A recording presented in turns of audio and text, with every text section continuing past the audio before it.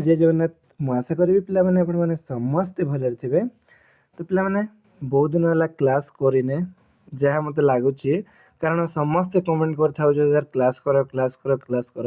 ତ ପିଲାମାନେ ମୋତେ ଟିକେ ଟାଇମ୍ ହେଉନଥିଲା, କାରଣ ମୁଁ ଆପଣମାନଙ୍କ ପାଇଁ 2 ମାର୍କ ହାତ ଲେଖା ନୋଟ୍ ଲେଖୁଥିଲି। ତ ତେଣୁକରି ଟିକେ ଟାଇମ୍ ହେଇପାରୁନଥିଲା। ତ ତେଣୁକରି ମୁଁ ଆପଣମାନଙ୍କର କ୍ଲାସ୍ ଗୋଟେ ଦିନ ଲେଟ୍ କରିଦେଲି। ତ ତେଣୁକରି କ୍ଷମା ଚାହୁଁଅଛି। ତ ଆଜି ଆମେ ପିଲାମାନେ प्रथम सेमिस्टर एमडीसी रो 2 मार्क रो सिलेक्टेड क्वेश्चन प्लस आंसर जानिबा। तो जो मैंने मध्य एई वर्ष फर्स्ट सेमिस्टर एग्जाम देबे तांको मानक मु अनुरोध करिवि आजिर वीडियो शेष जाए देखिबा पई, कारण आजिर वीडियो रे जो पाठ पढ़ाइबे ना पिला माने आपण माने एग्जाम हॉल रे आराम से जाइके लिखि दे पारिबे। ठीक अछि, मु जो माने प्रश्न देवी से प्रश्न ही आसीबो पिला माने। मु कन्फर्म कहूची एई प्रश्न मु जेते तक प्रश्न देवी प्रश्न सहित उत्तर देवी सेई उत्तर ना पिला माने कन्फर्म आसी पारे बा रिपीट कन्फर्म हेबाटा हेबो का। ठीक अछि, तो तेणुकरी नुआ कर आसथिबे ताले आम चैनल को एबे सब्सक्राइब कर दियंतु एवं एई वीडियोटी को आपण मानकर संग साथी माननको बहु मात्रा रे शेयर करंतु। ठीक अछि, तो कहूथिलो केबे क्लास करिवे तो तेणुकरी आउ चिंता छाड़ एबे आराम से बसिकी लेखिकी पढ़िबार टाइम पिला माने। ठीक अछि, एबे आमे आराम से बुझिबा तापरे आमे एग्जाम हॉल रे 90 माने A+ मार्क रखिबा पिला माने। बुझि पालो, आउ बहुत दिन नाही तो तेणुकरी एबेठू प्रिपरेशन स्टार्ट करो। तो मु मध्य प्रिपरेशन स्टार्ट करूची, तो तेणुकरी किछि असुविधा नाही। तो जो मानकर भी फूड एंड न्यूट्रिशन अच्छी जी कि ओडिया मीडियम रे आज क्लास करी, तो तेणुकरी वीडियो को शेष जाए देखिए, कारण यहाँ गला थर यही प्रश्न माने आसीथिला। तो एथि रिपीट कन्फर्म हेबो, मते जहाँ लगुच रिपीट कन्फर्म हेबो पिला माने। आपण जदि गोटे क्वेश्चन को भल भाव बुझिकी जाउछंती ताले एई खाद्य पुष्टिकरण कोन एई क्वेश्चन न आसिकी एही रिलेटेड क्वेश्चन आसीबो पिला माने। मु आपण मानको कहूची, ठीक अछि, केवल गोटे ही आंसर। बुझि पाले ना? तो जो मैंने A+ मार्क रखापी चाहूँगी ताहले आजिर वीडियो शेष जाए देखिए। ठीक अच्छे, तो चलो जानिबा। तो देखंतु खाद्य एवं पुष्टिपोषण आपण मानकर मेन हेडिंग। ठीक अच्छे, तो 2 मार्क आपण मानकर 9टा आसीबो। तो तेणुकर आम 9टा लिखापी बाध्यतामूलक। तो आपण फास्ट लिखिदेवे जमीक मुझे लिखी खाता एमती गिराटना खाता आसी। तो आप लिखे ख विभाग, तापर साइड्रे 2 नंबर देवे। ठीक अच्छे, तापर आपण मानक मनकर 1 नंबर जना अच्छी ताहले आपण 1 नंबर ए दे सॉरी माने 2 नंबर ए जना अच्छी ताहले आपण 2 नंबर देवे, तापर ए नंबर देके केवल आंसर लिखिबे पिला माने आंसर तो लिखिबेनी किंतु टिके जस्ट लिखिबे कोन ना। देखंतु ए क्वेश्चन रे लिखा है खाद्य पुष्टिकरण कोन, तो आपण कोन लिखिबे खाद्य पुष्टिकरण माने पुष्टिकरण लिखिकी गार टाणी देबे। ए कोन को लिखिबे नाही, कारण आपण जदि कोन लिखिबे ताहेले आमे ताकू प्रश्न कला परे हेई जिवो। जे खाता देखिबो सी माने मार्क देबारे इंटरेस्ट हेई पारिबो नाही। तो चलो अधिक समय नष्ट न करी आजिर वीडियो भल भाबरे पढ़िबा। तो देखंतु खबिबे माने ए नंबर जानिबा। देखंतु खाद्य पुष्टिकरण कोन, तो पिला माने एई एमडीसी जाकि हमरो होम साइंस रु आसी अछि, जहाँकि गोटे साइंस रो विषय आमे आर्ट्स पिला पढ़ापी बाध्यतामूलक। तो तेणुक आमको यही पाठ पढ़ापी बहुत डिफिकल्ट। ठीक अच्छे, बहुत कष्ट पिला माने एते भी कष्ट नाई किंतु आमे पढ़ा बुझिपाल कि ना। तो तेणुक मुझे कहूँ जे यही पाठटी बहुत कष्टकर अच्छे, तेणुक आपण मैंने देखी चाहिए भल भाव पढ़तु। बुझिपाल, तो चलो जानिबा खाद्य पुष्टिकरण कौन। तो ए सब विषय आमको नॉलेज थिबापई दरकार, नॉलेज थिबा दरकार। ठीक अच्छे, तो देखंतु आम गोटे गोटे कर सरल भाषा लिखी पिला माने। तो तेणुक वीडियोटी को टिक लंबा हो पारे, तो टाइम देकी देखिए। तो देखंतु खाद्य पुष्टिकरण माने खाद्य माने पदार्थ रे शरीर पई आवश्यक विटामिन और खनिज पदार्थ जोग करी ताहार पोषक मूल्य बढ़ाइबा। बुझिपाल कि ना? मु आराम से मु कहूँ आपण मैंने भल भाव बुझीपारे। ठीक अच्छे, तो वर्तमान समय रे अनेक लोक पुष्टिहीनता पीड़ित माने खाद्य पुष्टिकरण द्वारा यही समस्या ଦୂରେଇ ପାରେ। ମାନେ ଦେଖନ୍ତୁ ମାନେ ଗୋଟେ ଖାଦ୍ୟ ପୁଷ୍ଟିକରଣ କ'ଣ ନା ପିଲାମାନେ, ଆମ ଖାଦ୍ୟ ପୁଷ୍ଟିକରଣ ମାନେ ନା ପିଲାମାନେ ଗୋଟେ ପଦାର୍ଥର ଶରୀର ପାଇଁ ଆବଶ୍ୟକ ଭିଟାମିନ୍, ମାନେ ଆମ ଶରୀରରେ ଯେଉଁ ଆବଶ୍ୟକୀୟ ଭିଟାମିନ୍ ତାହା ହେଉଛି ଏକ ପୁଷ୍ଟିକରଣ। ବୁଝିପାରିଲ ନାହିଁ? ତ ଖଣିଜ ପଦାର୍ଥ ଯୋଗ କରି ତାହାର ପୋଷକ ମୂଲ୍ୟ ବଢ଼ାଇବା, ମାନେ ଆମେ ଭିଟାମିନ୍ ବିଭିନ୍ନ ପ୍ରକାର ଖାଦ୍ୟ ଖାଇ ବଢ଼ାଇବା। ବର୍ତ୍ତମାନ ଆମର ଏହି ସମୟରେ ନା ପିଲାମାନେ ଅନେକ ଲୋକ ଏଇ ମାନେ ପୁଷ୍ଟିହୀନତାରେ ପୀଡ଼ିତ ଅଛନ୍ତି। ତ ସେମାନେ ଯଦି ଖାଦ୍ୟ ଖାଇବେ ପୁଷ୍ଟିକରଣ ଦ୍ୱାରା ଏହି ସମସ୍ୟା ଦୂରେଇ ପାରେ। ଠିକ୍ ଅଛି? ତ ଏହାକୁ ଖାଦ୍ୟ ପୁଷ୍ଟିକରଣ ବୋଲି କୁହାଯାଏ। ବାସ୍ ଆପଣ ଯଦି ସିମ୍ପଲ୍ ଭାଷାରେ ଲେଖିଦେବେ ତାହେଲେ 2ରୁ 2 ପାଇବେ ପିଲାମାନେ। ବୁଝିପାରିଲ କି ନାହିଁ? ତ 2 ନମ୍ବର ଦେଖନ୍ତୁ, 2ଟି ସାଧାରଣ ପ୍ରକାରର ଖାଦ୍ୟ ସଂଯୋଜକ ଗୁଡ଼ିକର ନାମ ଲେଖନ୍ତୁ ଏବଂ ସେଗୁଡ଼ିକର କାର୍ଯ୍ୟବଳୀ ପ୍ରଦାନ କରନ୍ତୁ। ଆପଣମାନଙ୍କୁ ମୋଷ୍ଟ ଇମ୍ପୋର୍ଟାଣ୍ଟ ହେଲା ଭଲ ଭାବରେ ପ୍ରଶ୍ନକୁ ବୁଝିବା। ବୁଝିପାରିଲ? ତ ଭଲ ଭାବରେ ପ୍ରଶ୍ନ ବୁଝିବେ, ତାପରେ ଯାଇ ଆନ୍ସର୍ ଲେଖିବେ।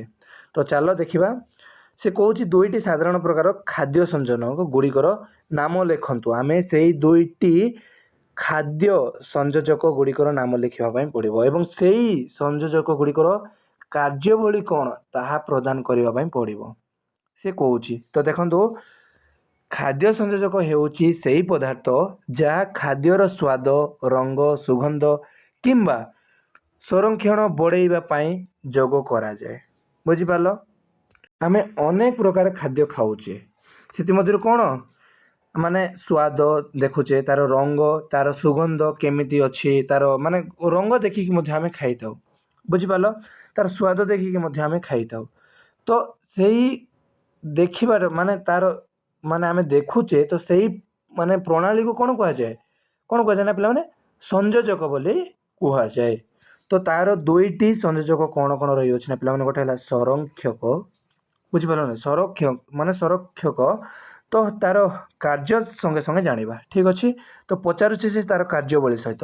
ତ ମୁଁ କାର୍ଯ୍ୟ ଏଇଠି ଲେଖିଛି, ତ ଆପଣମାନେ ସଂରକ୍ଷକ ଲେଖିବେ, ତା ତଳେ କାର୍ଯ୍ୟ ଲେଖିବେ। ଠିକ୍ ଅଛି?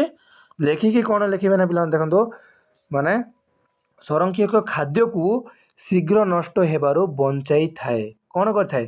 ଆମ ଖାଦ୍ୟକୁ ସେ ଶୀଘ୍ର ନଷ୍ଟ ହେବା ପାଇଁ ଦେଇନଥାଏ। ଏହାଦ୍ୱାରା ଖାଦ୍ୟର ଦେଖଣ ଭଲ ହୁଏ ଏବଂ ଲୋକମାନେ ଖାଇବାକୁ ଆକର୍ଷିତ ହୁଅନ୍ତି। ଯେଉଁ ଖାଦ୍ୟ ଭଲ ଥିବ ନା ପିଲାମାନେ, ଲୋକମାନେ କନଫର୍ମ ସେମାନେ ଖାଇବା ପାଇଁ ଆକର୍ଷିତ ହେବେ। ବୁଝିପାରିଲ? ତ ପ୍ରଥମ ସଂରକ୍ଷକ କ'ଣ ଆପଣମାନେ ଜାଣିପାରୁଥିବେ। ତ ନେକ୍ସଟ ଅଛି ଆମର ରଙ୍ଗଦାୟକ। ବୁଝିପାରିଲ? କ'ଣ ଏଇଟା? ରଙ୍ଗଦାୟକ। ଦେଖନ୍ତୁ, ମୁଁ ଟିକେ ଭୁଲ ହେଇଯାଇଛି, ତ ତେଣୁକରି ଆପଣ ଏଇଟା କାଟିଦେବେ ପୁରା। ତ ଆର କାର୍ଯ୍ୟ ମଧ୍ୟ ଏଇ ତଳେ ଲେଖିଦେବେ, ଏଇ ରଙ୍ଗଦାୟକ ତଳେ, ତାପରେ ତଳ ଆନ୍ସରଟି ଲେଖିବେ। ଠିକ୍ ଅଛି? ତ ରଙ୍ଗଦାୟକ ଖାଦ୍ୟକୁ ଆକର୍ଷଣୀୟ ଏବଂ ଲୋକମାନେ ଖାଇବାକୁ ଆକର୍ଷିତ ହୁଅନ୍ତି। ବୁଝିପାରିଲ କି ନାହିଁ? ବିଭିନ୍ନ ପ୍ରକାର ଖାଦ୍ୟ ଅଛି।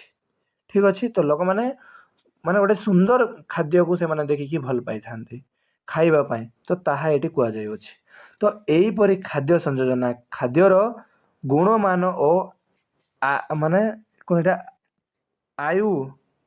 ପିଲାମାନେ ଏଇଟା ଆୟୁ ବଢ଼ାଇବାରେ ସହାୟକ ହୁଅନ୍ତି। ବୁଝିପାରିଲ କି ନାହିଁ? ଠିକ୍? ବୁଝିପାରୁଥିବେ ଆପଣ। ଯଦି କେଉଁଠି ବୁଝିପାରୁନାହାନ୍ତି ତାହେଲେ ମୋତେ ଏବେ ହିଁ କଣ୍ଟାକ୍ଟ କରିବେ, ମୁଁ ଆପଣମାନଙ୍କୁ ଭଲ ଭାବରେ ବୁଝାଇଦେବି। ତ ଏଇଟା B ନମ୍ବର ଦେଇଛି ପିଲାମାନେ। ଠିକ୍ ଅଛି କି ନାହିଁ? B ନମ୍ବର ମୁଁ ଆଉ ଗୋଟେ କ୍ୱେଶ୍ଚିନ୍ ଦେଉଛି, ଆପଣ ଲେଖିବେ କିମ୍ବା ଲେଖିଛି ଦେଖନ୍ତୁ, 2 ପ୍ରକାର ଖାଦ୍ୟ ଏବଂ ସେଗୁଡ଼ିକର କାର୍ଯ୍ୟକୁ ଶ୍ରେଣୀଭୁକ୍ତ କରନ୍ତୁ। 2 ପ୍ରକାର ଖାଦ୍ୟ, ତ ଆପଣ କନଫ୍ୟୁଜ୍ ହେଇଯିବେ। 2 ପ୍ରକାର ଖାଦ୍ୟ, ଅନେକ ପ୍ରକାର ଖାଦ୍ୟ ଅଛି। ବୁଝିପାରିଲ କି ନାହିଁ? ତ ସିଏ କହୁଛି କି 2 ପ୍ରକାର ଖାଦ୍ୟ ସେଗୁଡ଼ିକର କାର୍ଯ୍ୟକୁ ଶ୍ରେଣୀଭୁକ୍ତ କରନ୍ତୁ। ଆମେ ଜାଣିବା ଏବେ ଦେଖନ୍ତୁ, ଖାଦ୍ୟକୁ ଶରୀରର କାର୍ଯ୍ୟ ଅନୁସାରେ ବିଭିନ୍ନ ପ୍ରକାରର ଶ୍ରେଣୀଭୁକ୍ତ କରାଯାଏ। ସେମାନଙ୍କ ମଧ୍ୟରୁ 2ଟି ସାଧାରଣ ପ୍ରକାର ନିମ୍ନଲିଖିତ ଖାଦ୍ୟ ଅଟେ। ମାନେ ନିମ୍ନରେ ଯାହା ଲେଖା ହେଉଛି ସେଇ ଖାଦ୍ୟ। ଗୋଟେ ହେଲା କ'ଣ? ଶକ୍ତିଦାୟକ ଖାଦ୍ୟ, ଆମକୁ ସବୁବେଳେ ଶକ୍ତି ଦେଇଥାଏ। ଠିକ୍ ଅଛି ନା? ଦେଖନ୍ତୁ, ଏହି ପ୍ରକାରର ଖାଦ୍ୟ ଶରୀରକୁ ଶକ୍ତି ପ୍ରଦାନ କରେ। ଦୈନିକ କାମଯାକ, ଖେଳକୁଦ ଓ ଶାରୀରିକ ମାନେ ଏଇଟା କ୍ରିୟାକଳାପ ପାଇଁ ଏହା ଆବଶ୍ୟକ। ଏହାର ମୁଖ୍ୟ ଉତ୍ସ ମାନେ କାର୍ବୋହାଇଡ୍ରେଟ୍ ଓ ଚର୍ବି। ବୁଝିପାରିଲ, ଏଇଟା ଆପଣମାନଙ୍କୁ ମୋଷ୍ଟ ଇମ୍ପୋର୍ଟାଣ୍ଟ ଅଛି। ତ ତେଣୁକରି ମୁଁ ଆପଣମାନଙ୍କୁ କହୁଛି ଏଇ ପଏଣ୍ଟକୁ ଟିକେ ଭଲ ଭାବରେ ବୁଝିବେ। ବୁଝିପାରିଲ ନାହିଁ, ବୁଝିବାରେ ତ ମାନେ କିଛି ବି ଡିଫିକଲ୍ଟ ନାହିଁ। ତ ଦୁଇ ପ୍ରକାର ଖାଦ୍ୟ ଆମେ ଦେଖିବା ପାଇଁ ପାଉଅଛେ, ଗୋଟେ ହେଲା ଶକ୍ତିଦାୟକ ଖାଦ୍ୟ ଆଉ ହେଲା ଗଠନକାରୀ ଖାଦ୍ୟ। ଠିକ୍ ଅଛି, ଶକ୍ତିଦାୟକ ଖାଦ୍ୟ ମାନେ ଆମକୁ ସେ ସବୁବେଳେ ଖାଦ୍ୟ ଦେଇଥାଏ। ବୁଝିପାରିଲ ନାହିଁ, ଏନର୍ଜି ଶକ୍ତି ଦେଇଥାଏ। ବୁଝିପାରୁଛନ୍ତି ନା, ଆମ ଖେଳିବାରେ, ଆମ ପଢ଼ିବାରେ, ଆମ ଖାଇବାରେ ସବୁଥିରେ କିଏ ଦେଇଥାଏ? ଏହି ଶକ୍ତିଦାୟକ ଖାଦ୍ୟ ହିଁ ଦେଇଥାଏ। ତାପରେ ନେକ୍ସଟ ଦେଖନ୍ତୁ ଗଠନକାରୀ କ'ଣ ଖାଦ୍ୟ। ଦେଖନ୍ତୁ ଏହି ପ୍ରକାର ଖାଦ୍ୟ ଶରୀରର ବୃଦ୍ଧି ଓ ବିକାଶରେ ସହାୟକ ହୁଏ। ମାନେ ଦେଖନ୍ତୁ ଆମେ କେବଳ ମାନେ ଶକ୍ତିଶାଳୀ ହେଇଯିବା ତାହା ନୁହେଁ, ବରଂ ଆମେ ଶକ୍ତିଶାଳୀ ହେବା ସହିତ ବୁଦ୍ଧିମାନ ମଧ୍ୟ ହେବା ଦରକାର। ବୁଝିପାରିଲ, ତ ଏଇ ଖାଦ୍ୟ ଆମକୁ କ'ଣ ଦେଇଥାଏ? ବୁଦ୍ଧି ଦେଇଥାଏ, ଆମ ବୁଦ୍ଧିରେ ବିକାଶ କରିଥାଏ। ତ କେଉଁ କେଉଁ ଖାଦ୍ୟ ସେଇଟା ତାହା ଆମେ ବି ଜାଣିବାନି। ଠିକ୍ ଅଛି କି ନାହିଁ? ତ ତାହା ଆମକୁ ସେ ପ୍ରଶ୍ନ ପଚାରି ନାହିଁ, ସେ ପଚାରିଛି ଯେ ଆମର ଦୁଇ ପ୍ରକାର ଖାଦ୍ୟ ଅଛି। ତ ସେଇ ଖାଦ୍ୟକୁ କ'ଣ କର, ଦେଖନ୍ତୁ ଭଲ ଭାବରେ ବୁଝନ୍ତୁ, ସେଗୁଡ଼ିକର କାର୍ଯ୍ୟକୁ ଶ୍ରେଣୀଭୁକ୍ତ କରନ୍ତୁ। ବୁଝିପାରିଲେ କି ନାହିଁ? ତ ଆମେ ବୁଝୁଛେ। ଠିକ୍ ଠିକ୍ ତ ଦେଖନ୍ତୁ ଏହି ପ୍ରକାରର ଖାଦ୍ୟ ଶରୀରର ବୃଦ୍ଧି ଏବଂ ବିକାଶରେ ସହାୟକ ହୁଏ। ତ ଏହା ନଷ୍ଟ ହୋଇଥିବା କୋଷକୁ ମାନେ ମରାମତି କରେ ଏବଂ ଶରୀରକୁ ଶକ୍ତିଶାଳୀ କରେ। ଠିକ୍ ଅଛି, ଏହାର ମୁଖ୍ୟ ଉତ୍ସ ହେଲା ପ୍ରୋଟିନ୍। ବୁଝିପାରିଲ, ଏହାର ମୁଖ୍ୟ ଉତ୍ସ କ'ଣ? ଏହାର ମୁଖ୍ୟ ଉତ୍ସ ହେଉଛି କାର୍ବୋହାଇଡ୍ରେଟ୍ ଆଉ ଏହାର ମୁଖ୍ୟ ଉତ୍ସ ହେଉଛି ପ୍ରୋଟିନ୍। ବୁଝିପାରିଲେ, ମୁଁ ଆଶା କରିବି ଆପଣମାନେ ଭଲ ଭାବରେ ବୁଝିପାରୁଥିବେ। ତ ଦେଖନ୍ତୁ ପିଲାମାନେ ଟାଇମ୍ ବହୁତ ହେଇଯିବ, ତ ତେଣୁକରି ମୁଁ ଟିକେ ଜଷ୍ଟ କହିଦେଉଅଛି। ଯାହା ହେଲେ ବି ଦେଖନ୍ତୁ କାର୍ବୋହାଇଡ୍ରେଟ୍ ବିଭିନ୍ନ ଖାଦ୍ୟ ଉତ୍ସ ଗୁଡ଼ିକର ନାମ ଲେଖ। ଆପଣ କ'ଣ ବୁଝିଲେ? କାର୍ବୋହାଇଡ୍ରେଟ୍ ତା'ର ବିଭିନ୍ନର ଯେଉଁ ଖାଦ୍ୟ ଅଛି ତା ସେଇ ଉତ୍ସ ଗୁଡ଼ିକର ନାମ ଲେଖ। ତାହେଲେ ଆପଣ କ'ଣ ଲେଖିବେ? ଫାଷ୍ଟ ଖାଦ୍ୟର ନାଁ ଲେଖିବେ ନାହିଁ। ଆମକୁ ଯିଏ ଆମ ଖାତା ଦେଖୁଛି ତାକୁ ଆମେ ଇମ୍ପ୍ରେସ୍ କରିବାର ଅଛି। ତେଣୁକରି ଆମେ ସେଇ କୋଶ୍ଚିନ୍ ରିଲେଟେଡ଼୍ 2-3 ଧାଡ଼ି ଫାଷ୍ଟ ଲେଖିବା, ତାପରେ ଡାଇରେକ୍ଟ ଆମେ ସେଇ ପ୍ରଶ୍ନର ବିଷୟକୁ ଆସିବା। ଦେଖନ୍ତୁ କାର୍ବୋହାଇଡ୍ରେଟ୍ ଶରୀରର ପ୍ରମୁଖ ଶକ୍ତି ଅଟେ। ତ ନିମ୍ନଲିଖିତ ଖାଦ୍ୟ ଗୁଡ଼ିକରେ କାର୍ବୋହାଇଡ୍ରେଟ୍ ଅଧିକ ପରିମାଣରେ ଥାଏ। ଚାଉଳ, ଗହମ, ମକା, ଆଳୁ, ଚିନି, ଗୁଡ଼, ରୁଟି, ପାଉଁରୁଟି ଇତ୍ୟାଦି ବା କଦଳୀ କେଉଁଠି ଥାଏ ଆପଣ ଜାଣିଥିବେ। ଠିକ୍ ଅଛି, ତ ଏତିକି ମୁଁ ଉଦାହରଣ ଦେଇଦେଇଛି, ଆପଣ ମଧ୍ୟ ଦେଲେ କିଛି ଅସୁବିଧା ନାହିଁ। ତ ତାପରେ ନେକ୍ସଟ ତଳେ ଟିକେ ଲେଖିଦେବେ କ'ଣ ବୋଲି? ଏହି ସମସ୍ତ ଖାଦ୍ୟ କାର୍ବୋହାଇଡ୍ରେଟ୍ ଧନୀ ହେଇଥିବାର ଶାରୀରକୁ ଶକ୍ତି ପ୍ରଦାନ କରେ ଏବଂ ଦୈନିକ କାର୍ଯ୍ୟ ସୁଚାରୁ ରୂପେ କରିବାରେ ସହାୟକ ହୋଇଥାଏ। ବୁଝିପାରିଲେ, ମୁଁ ଆଶା କରିବି ଭଲ ଭାବରେ ବୁଝିପାରୁଥିବେ। ଯଦି ଜାଣିପାରୁନାହାନ୍ତି ତାହେଲେ ମୋତେ କହିବେ ପିଲା। ଠିକ୍ ଅଛି, ତ ନେକ୍ସଟ ଆମର D ନମ୍ବର ପ୍ରଶ୍ନ ଦେଖନ୍ତୁ। ଆପଣଙ୍କୁ ଦୁଇ ମାର୍କ 9ଟା ଆସିବ। ଆପଣମାନଙ୍କୁ କନଫର୍ମ ଲେଖିବା ପାଇଁ ପଡ଼ିବ। ଠିକ୍ ଅଛି, ଗୋଟେ ବି କୋଶ୍ଚିନ୍ ଛାଡ଼ିବା ପାଇଁ ପଡ଼ିବ ନାହିଁ। ତ ଏଇଟା ମୁଁ BD ୟୁନିଭର୍ସିଟି, ଠିକ୍ ଅଛି କି ନାହିଁ, BDUN, ଠିକ୍ ଅଛି, ମୁଁ ଦେଉଛି। ତ ଏଥିମଧ୍ୟରୁ କନଫର୍ମ ରିପିଟ୍ ହେବ। ମୁଁ ଆଉ ଗୋଟେ ୟୁନିଭର୍ସିଟିର ଦେବି। ଏବେ ଗୋଟେ ୟୁନିଭର୍ସିଟିର ଜାଣିଥାନ୍ତୁ, ଗୋଟେ ୟୁନିଭର୍ସିଟିକୁ ଟିକେ ଭଲ ଭାବରେ ପଢ଼ନ୍ତୁ। ଠିକ୍ ଅଛି, ତ ଦେଖନ୍ତୁ 5ଟି ଜଳରେ ଦ୍ରବଣୀୟ ଭିଟାମିନ୍ର ନାମ ଲେଖନ୍ତୁ ଏବଂ ଖାଦ୍ୟରେ ସେମାନଙ୍କର ଦୈନନ୍ଦିନ ଆବଶ୍ୟକତା ଲେଖନ୍ତୁ। ବୁଝିପାରିଲେ କି ନାହିଁ? ତ ଦେଖନ୍ତୁ ଜଳରେ ଦ୍ରବଣୀୟ ଭିଟାମିନ୍ ହେଉଛି ସେମାନଙ୍କର ଯେଉଁ ଗୁଡ଼ିକ ଜଳରେ ଗୋଳାଯାଏ ଆପଣ ଜାଣିଥିବେ, ଗୋଳି ହୋଇଯାଏ। ଠିକ୍ ନାହିଁ, ତ ଗୋଳି ହୋଇଯାଏ ଏବଂ ଶରୀରରେ ସଂଗ୍ରହ ହୁଏ ନାହିଁ, ତେଣୁ ଦୈନିକ ଖାଦ୍ୟରୁ ନେବା ଆବଶ୍ୟକ। ବୁଝିପାରିଲ, ଆପଣ ଟିକେ ଏଇଟା ଲେଖିଦେବେ। ଏଇଟା ଆପଣମାନଙ୍କୁ ଟିକେ ଜଷ୍ଟ ବୁଝିବା ପାଇଁ ମୁଁ ଲେଖିଦେଇଛି। ଯେମିତିକି vitamin B1, vitamin B2, vitamin B3, ତ ଏଇଟା ଅନେକ ପ୍ରକାର ଅଛି। ତ ତେଣୁକରି ଆପଣ ଏତିକି ନ ଲେଖିଲେ ବି ଜଷ୍ଟ ମୁଁ ବୁଝିବା ପାଇଁ ଲେଖିଛି। ତ ଲେଖିବେ ଯଦି ଭଲ କଥା, ତ ଲେଖନ୍ତୁ। ଠିକ୍ ନାହିଁ, ଆପଣମାନେ ମଧ୍ୟ ପଢ଼ିଥିବେ 10th କ୍ଲାସ୍ କେଉଁଥିରେ, ତ ଆପଣମାନେ ଟିକେ ବି ନଲେଜ୍ ଥିବ। ତ ନଲେଜ୍ ଥିଲେ ଲେଖି ଦିଅନ୍ତୁ ଠିକ୍ ନା। ତ ଏହି ଜଳରେ ମାନେ ଏହି ଜଳରେ ଦ୍ରବଣୀୟ ଭିଟାମିନ୍ ଗୁଡ଼ିକ ଶରୀରକୁ ସ୍ୱାସ୍ଥ୍ୟ ରଖିବା ପାଇଁ ଦୈନିକ ଖାଦ୍ୟରେ ନେବା ଅତ୍ୟନ୍ତ ଆବଶ୍ୟକ। ଏହା କ'ଣ ଲେଖା ହେଇଛି ଏଇଟା? ଏହା ହିଁ ଏହାର ଉତ୍ତର। ହଁ ଏଠି ମୁଁ ଲେଖିଦେଇଛି ତ ତେଣୁକରି ଆପଣମାନେ ମଧ୍ୟ ଏହା ହିଁ ଏହାର ଉତ୍ତର ନ ଲେଖିଲେ ବି ଏତେ ଯାଏଁ ଲେଖିବେ ଆବଶ୍ୟକ। ଠିକ୍ ଅଛି, ମୁଁ ଆଶା କରିବି ଭଲ ଭାବରେ ବୁଝିପାରୁଥିବେ। ତ ନେକ୍ସଟ ଦେଖନ୍ତୁ, ମାନବ ଶରୀରରେ ଲିପିଡ଼ର ମୁଖ୍ୟ କାର୍ଯ୍ୟ କ'ଣ? ଲିପିଡ଼ର ମୁଖ୍ୟ କାର୍ଯ୍ୟ କ'ଣ? ଏଇଟା ମୋଷ୍ଟ ଇମ୍ପୋର୍ଟାଣ୍ଟ। ଠିକ୍ ଅଛି, ଯଦି ଆପଣ ଇଂଲିଶ ମିଡ଼ିୟମ୍ ହେଇଥିବେ ଇଂଲିଶରେ ଲେଖିବେ, ଓଡ଼ିଆ ମିଡ଼ିୟମ୍ ହେଇଥିବେ ଓଡ଼ିଆରେ ଲେଖିବେ, କିନ୍ତୁ ମୁଁ ଇଂଲିଶରେ ଲେଖୁନାହିଁ, ଓଡ଼ିଆରେ ହିଁ ଲେଖୁଛି। ତ ଦେଖନ୍ତୁ, ଲିପିଡ଼ର ଚର୍ବି ମାନବ ଶରୀର ପାଇଁ ଏକ ଆବଶ୍ୟକ ପୋଷକ ତତ୍ତ୍ୱ ଅଟେ। ଏହାର ମୁଖ୍ୟ କାର୍ଯ୍ୟ ଗୁଡ଼ିକ ହେଲା, ମାନେ ତା'ର ମୁଖ୍ୟ କାର୍ଯ୍ୟ ଗୁଡ଼ିକ ଆମେ ଜାଣିବା ଏବେ। ଠିକ୍ ଅଛି ନା। ତ ଲିପିଡ଼ର ହେଉଛି ଏକ ଆମ ଶରୀର ପାଇଁ ଏକ ଆବଶ୍ୟକତା ପୋଷକ ଅଟେ। ତ ଏହାର ଆମେ ମୁଖ୍ୟ କାର୍ଯ୍ୟ ଗୁଡ଼ିକ ଜାଣିବା ଏବେ। ପ୍ରଥମ ହେଲା ଶକ୍ତି ପ୍ରଦାନ କରିବା, ଯାହାକି ଲିପିଡ଼ର ଶରୀରକୁ ଅଧିକ ଶକ୍ତି ଦେଇଥାଏ। ଦ୍ୱିତୀୟରେ ଶରୀରକୁ ଗରମ ରଖେ। ତ ଚର୍ବି ଶୀତଠାରୁ ଶରୀରକୁ ସୁରକ୍ଷା ମାନେ ଶୀତଠାରୁ ଶରୀରକୁ ସୁରକ୍ଷା ଦେଇଥାଏ। ତିନିରେ ଅଭ୍ୟନ୍ତରୀଣ ଅଙ୍ଗକୁ ସୁରକ୍ଷା କରେ। ଲିପିଡ଼ର ଅଙ୍ଗ ଗୁଡ଼ିକୁ ଆଘାତରୁ ବଞ୍ଚାଇଥାଏ। ଠିକ୍ ଅଛି। ଚାରିରେ ଭିଟାମିନ୍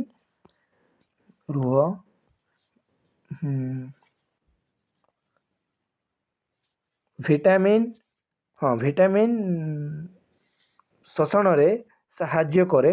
ଭିଟାମିନ୍ ଏ, ଡି, ଇ ଓ କେ ପୋଷଣ ପାଇଁ ଚର୍ବି ଆବଶ୍ୟକ। ଠିକ୍ ଅଛି। 5 ନମ୍ବର, ତ ଶରୀର ଗଠନରେ ଭୂମିକା ନିଭାଏ। ବୁଝିପାରିଲ କି ନାହିଁ? ତ କୋଷ ଝିଲ୍ଲି ଗଠନରେ ଲିପିଡ଼ର ଦରକାର। Most important. ଯଦି ବୁଝିପାରୁନାହାନ୍ତି ତାହେଲେ ମୋତେ କହିବେ, ମୁଁ ଆପଣମାନଙ୍କୁ ପୁଣି ଥରେ କ୍ଲାସ୍ କରିକି ଭଲ ଭାବରେ ବୁଝାଇଦେବି। ତ ପିଲାମାନେ, ଆଜିର ଭିଡ଼ିଓ ପାଇଁ ଆଉ 2ଟି ପ୍ରଶ୍ନ ମାତ୍ର ରହିଲା। ତ ତେଣୁକରି ଆପଣମାନଙ୍କୁ ଅନୁରୋଧ କରିବି ଭିଡ଼ିଓଟିକୁ ଶେଷ ଯାଏଁ ଦେଖନ୍ତୁ, କାରଣ ନହେଲେ ବୁଝିପାରିବେ ନାହିଁ। ତ ଦେଖନ୍ତୁ ଏକ ନମ୍ବର ତ ଦେଖନ୍ତୁ ରାଇବୋଫ୍ଲାଭିନ୍। ଠିକ୍ ଅଛି, ରାଇବୋଫ୍ଲାଭିନ୍ ଅଭାବର ଲକ୍ଷଣ ଗୁଡ଼ିକ ଲେଖ। ତ ଏଇଟା ମାନେ ଏଇ ରୋଗ ମୁଁ ଜାଣିଛି, ଠିକ୍ ଅଛି, ଆପଣମାନେ ମଧ୍ୟ ଜାଣିଥିବେ, କିନ୍ତୁ ତା ନାଁ ଫାର୍ଷ୍ଟ ଟାଇମ୍ ଶୁଣୁଥିବେ। ତ ଦେଖନ୍ତୁ, ରାଇବୋଫ୍ଲାଭିନ୍ ହେଉଛି ଏକ ଆବଶ୍ୟକ ଜଳରେ ଦ୍ରବଣୀୟ ଭିଟାମିନ୍। ଏହାର ଅଭାବ ହେଲେ ମାନବ ଶରୀରର ସାଧାରଣ କାର୍ଯ୍ୟ ବିଘ୍ନିତ ହୁଏ ଏବଂ ବିଭିନ୍ନ ପ୍ରକାର ଲକ୍ଷଣ ଦେଖାଦିଏ। ସେହି ବିଷୟରେ ଆମେ ଜାଣିବା। ଠିକ୍ ଅଛି। ଓଠ ଫାଟିବା, ଓଠର କଣରେ ଘା ହେବା। 2ରେ ଜିଭ ଲାଲ ହେବା ଏବଂ ଜିଭରେ ଜ୍ୱଳନ ଲାଗିବା। 3ରେ ଆଖି ଜଳିବା, ଆଖି ଲାଲ ହେବା, ଆଲୋକ ସହି ନପାରିବା। ଦେଖନ୍ତୁ 4ରେ ଚର୍ମ ଶୁକ୍ଳ ମାନେ ଚର୍ମ ଶୁଖିଯିବା, ଚର୍ମ ହେବା ଏବଂ ମାନେ ଚର୍ମ ଖସିଯିବା। ଠିକ୍ ଅଛି। 5ରେ ଶରୀର ଦୁର୍ବଳ ଲାଗିବା ଓ ସହଜରେ ଥକାଣ ଆସିବା। ଏହାର ହେଉଛି ମୁଖ୍ୟ ଲକ୍ଷଣ। ଜି ନମ୍ବର ଲାଷ୍ଟ କ୍ୱେଶ୍ଚିନ୍, ଏଇଟା ଆପଣମାନଙ୍କୁ ପୁରା ଶେଷ କ୍ୱେଶ୍ଚିନ୍। ତ ଦେଖନ୍ତୁ ଭଲ ଭାବରେ, ତ କେଉଁ ଖାଦ୍ୟ ଉତ୍ସରେ କ୍ୟାଲସିୟମ ଅଧିକ ମାତ୍ରାରେ ଥାଏ? କ୍ୟାଲସିୟମ କେଉଁଠି ଥାଏ ନା ପିଲାମାନେ ଦେଖନ୍ତୁ, କ୍ୟାଲସିୟମ ହାଡ଼ ଓ ଦାନ୍ତକୁ ମଜବୁତ କରିବା ପାଇଁ ଏକ ଆବଶ୍ୟକୀୟ ଖଣିଜ ପଦାର୍ଥ ଅଟେ। ଠିକ୍ ଅଛି। ତ ନିମ୍ନଲିଖିତ ଖାଦ୍ୟ ଗୁଡ଼ିକରେ କ୍ୟାଲସିୟମ ଅଧିକ ମାତ୍ରାରେ ଥାଏ। ମାନେ କ୍ୟାଲସିୟମ ନା ପିଲାମାନେ ଆମ ଦାନ୍ତକୁ, ଆମ ହାଡ଼କୁ ଗୋଟେ ମଜବୁତ ରଖୁଥିବା ଏକ ଖଣିଜ ପଦାର୍ଥ ଅଟେ। ଠିକ୍ ଅଛି। ତ କେଉଁଠି ଅଧିକ କ୍ୟାଲସିୟମ ଅଛି ତାହା ଆମେ ଜାଣିବା। ଯେମିତିକି ଦୁଧ, ତାପରେ ଖାଦ୍ୟ, ଦହି, ଚିନି, ପନିର, ସେଗୁଡ଼ିକରେ ଅଛି। ସବୁଜ ପତ୍ର, ଶାଗ, ପାଳଙ୍ଗ ଶାଗ, ସଜନା ଶାଗ। ତାପରେ 3 ନମ୍ବର ଛୋଟ ମାଛ, ତା କଣ୍ଟା ସହିତ ଖାଇବା ଯୋଗ୍ୟ। ମାନେ ସେ ଛୋଟ ମାଛକୁ ଆପଣ କଣ୍ଟା ସହିତ ଖାଆନ୍ତୁ, ଦେଖିକି ଖାଆନ୍ତୁ। ଠିକ୍ ଅଛି କି ନାହିଁ? ତ ଡିମ୍ବ, ମାନେ ବିଶେଷ କରି ଡିମିରି କନ୍ଦା ଆପଣ ଖାଇଥିବେ, ମୁଁ ଜାଣିବି। ବିଶେଷ କରି ମାନେ ଯିଏ ଖାଇଛି ମୋତେ କମେଣ୍ଟ କର। ଠିକ୍ ଅଛି କି ନାହିଁ? 5 ନମ୍ବର, ମାନେ ଏଇଟା କ'ଣ, ତଳ ହଁ ତୈଳ ବାଦାମ ତିଳ ବାଦାମ ତାପରେ ଭଳି ଜୀବ ଓ ଗୁଟି ଏଇସବୁ ଖାଆନ୍ତୁ, ଆପଣମାନଙ୍କୁ ଅଧିକ କ୍ୟାଲସିୟମ୍ ମିଳିବ। ବିଶେଷ କରି କ୍ଷୀର ଅଧିକ ପିଅନ୍ତୁ, ଠିକ୍ ଅଛି। କ୍ଷୀର ଦହି ପନିର ସେମାନେ ବହୁତ କିଛି ମାନେ ମାତ୍ରାରେ ପିଅନ୍ତୁ, କାରଣ ଆପଣମାନଙ୍କୁ କ୍ୟାଲସିୟମ୍ ଅଧିକ ମାତ୍ରାରେ ମିଳେ। କଦଳୀ ସେଭଳି ଏମିତି ଜିନିଷ ବହୁତ କିଛି ଖାଆନ୍ତୁ। ତ ପିଲାମାନେ ଆଜିର ଭିଡ଼ିଓ ପାଇଁ ଏତିକି। ତ ବିଶେଷ କରି ମୁଁ କହିବି 2 ମାର୍କ ଏତିକି ପଢ଼ନ୍ତୁ। ମୁଁ ଆଉ 2 ମାର୍କ ଦେବି, କିନ୍ତୁ ଏତିକି ଯଦି ପଢ଼ିବେ ନା ପିଲାମାନେ, ଆପଣମାନଙ୍କ ପାଇଁ 5 ମାର୍କ ମଧ୍ୟ ଲେଖିବା ପାଇଁ ଟିକେ ମାନେ ଭୟ ଲାଗିବ ନାହିଁ, କାରଣ ଆପଣ ଟିକେ ଟିକେ ଜାଣିଯିବେ। ଠିକ୍ ଅଛି, ମୁଁ ଯେତିକି ବୁଝେଇଛି ଆପଣ ଯଦି ଭଲ ଭାବରେ ଶୁଣିଛନ୍ତି, ମୁଁ ଆଶା କରିବି ବହୁତ ସୁନ୍ଦର ଭାବରେ ବୁଝିଥିବେ। ଏବଂ ଯଦି ବୁଝିନାହାନ୍ତି ମୋତେ କୁହନ୍ତୁ, କିଛି ଅସୁବିଧା ନାହିଁ, ମୁଁ ଆପଣମାନଙ୍କୁ ଡାଇରେକ୍ଟଲି ମୁଁ ବୁଝାଇଦେବି। ଠିକ୍ ଅଛି। ଏବଂ ଆମ ଏଇ ନୋଟ୍ ପାଇବା ପାଇଁ ଆମ ହ୍ୱାଟ୍ସଆପ୍ ଗ୍ରୁପ୍ ଏବେ ହିଁ ଜଏନିଂ କର, ମୁଁ ସେଠି ଛାଡ଼ିଦେବି, ତେଣୁକରି କିଛି ଅସୁବିଧା ନାହିଁ। ଠିକ୍ ଅଛି। ତ ଆଜିର ଭିଡ଼ିଓ କେମିତି ଲାଗିଲା ଜମା ମଧ୍ୟ କମେଣ୍ଟ କରିବା ଏଇଟା ଭୁଲିବେ ନାହିଁ। ଏବଂ ଆଗକୁ ଭଲ ଭଲ ଭିଡ଼ିଓ ପାଇଁ ଆମ ସବସ୍କ୍ରାଇବ୍ କର ପିଲାମାନେ, ଠିକ୍ ଅଛି। ତ ମୁଁ ଆଶା କରିବି ଆଜିର ଭିଡ଼ିଓ ବହୁତ ହେଲ୍ପଫୁଲ୍ ହେଇଥିବ। ତ ଆମେ ନେକ୍ସଟ ଭିଡ଼ିଓରେ ତାର VAC ଅଛି, ତାପରେ AEC ଅଛି, ତ ସବୁର 2 ମାର୍କ ଟିକେ ଜାଣିବା। ଫାଷ୍ଟ ଆପଣମାନଙ୍କର MDC ଏକ୍ଜାମ୍ ଅଛି ବୋଲି ମୁଁ MDCର ଦେଇଦେଲି। ତ ଆଜିର ଭିଡ଼ିଓ କେମିତି ଲାଗିଲା ଜମା ମଧ୍ୟ କମେଣ୍ଟ କରିବାଟା ଭୁଲିବେ ନାହିଁ। ତ ରହିଲି ଜୟ ଜଗନ୍ନାଥ ପିଲାମାନେ, ଆଗକୁ ଭଲରେ ପଢ଼ନ୍ତୁ ଏବଂ ଭଲରେ ପଢ଼ନ୍ତୁ।